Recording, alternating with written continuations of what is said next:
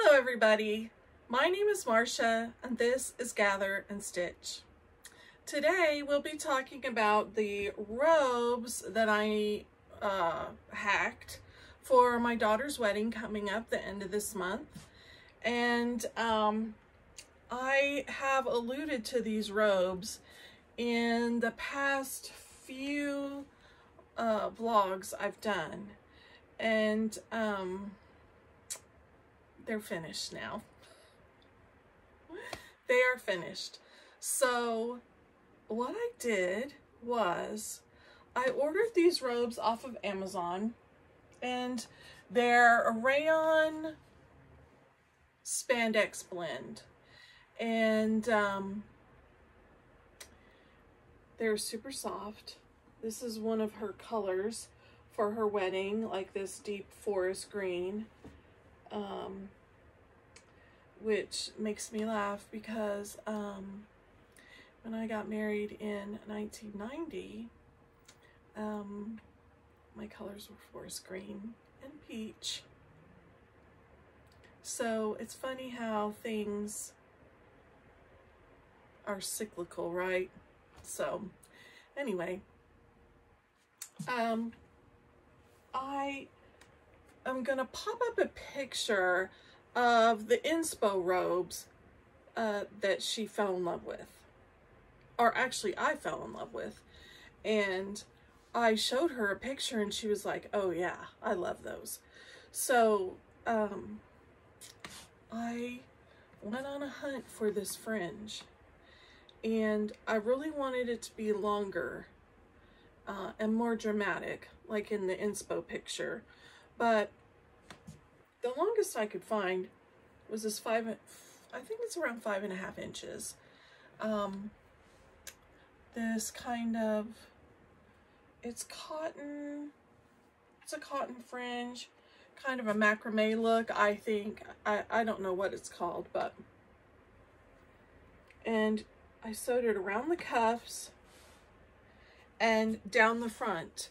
Now, I had told you before that I was going to curve the bottom of the robes because they came squared off. And let me just move the camera down so you can see what I'm talking about. Okay. So you're not going to see me for a minute, but hopefully you'll be able to see the bottom of the robe. So the robe came squared off, and I used a pattern piece that I had for a wrap dress that I just laid it over the top of the robe. I lined it up with the bottom, and I just used my rotary cutter to create this curve. And I did it on both sides.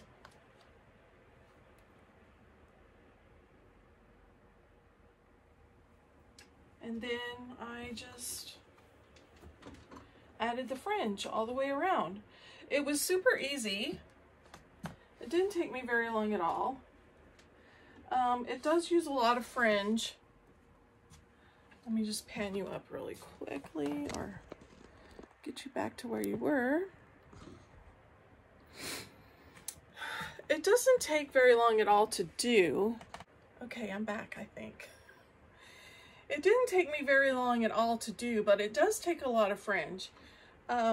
Each package of fringe that I got from Amazon, it comes like this. And each package is 3 yards. And I used probably 1 3/4 packages per robe. So it adds up. It does add up. But it's for a special occasion. I'm only making 3 robes. Oh, and my mannequin is sinking. Let me hold her up a little bit.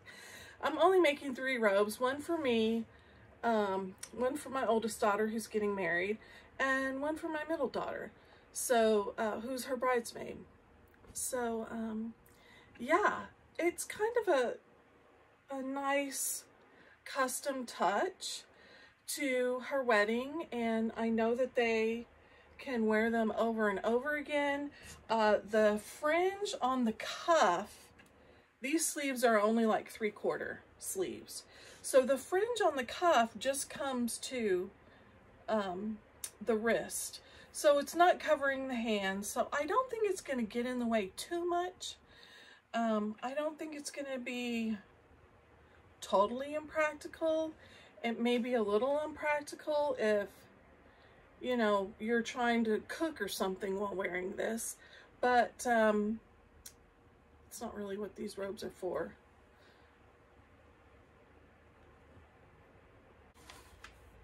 Okay, let's talk about what I'm wearing.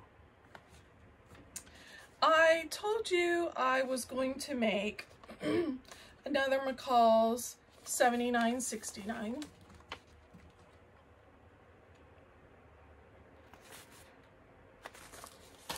And I did. I had this precious fabric to me that I've had for a while. It's a Lady McElroy fabric. And I got it when Queen Elizabeth passed away, and Lady McElroy had 50% off sale. So this is one of the fabrics that I bought from that sale. And I love it.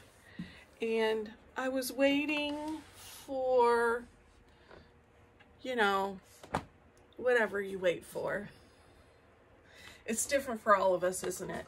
I was waiting for a pattern that I felt like suited this fabric because it's a little 60s, a little retro, a little boho. Let me take my glasses off. So when I made my paisley print fabric from this, I made this pattern in my paisley print fabric. I thought, you know, I think that my Lady McElroy fabric, it's also a rayon challis, would be beautiful in this for fall.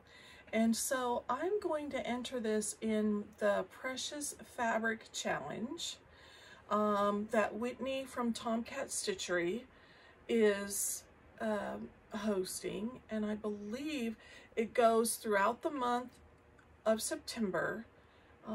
I will try and leave a link to her post for the challenge in the description box.